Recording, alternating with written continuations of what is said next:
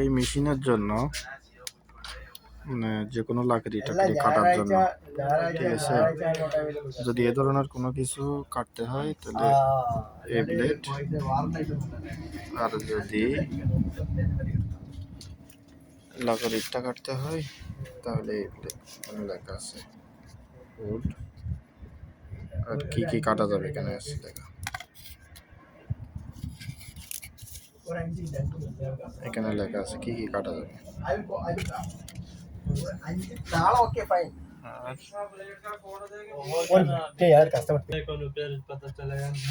আর still কিংবা এই pipe, স্টিলের পাইপ, চ্যানেল, পিভিসি, শীট, এগুলো কাটার জন্য এই ব্লেড।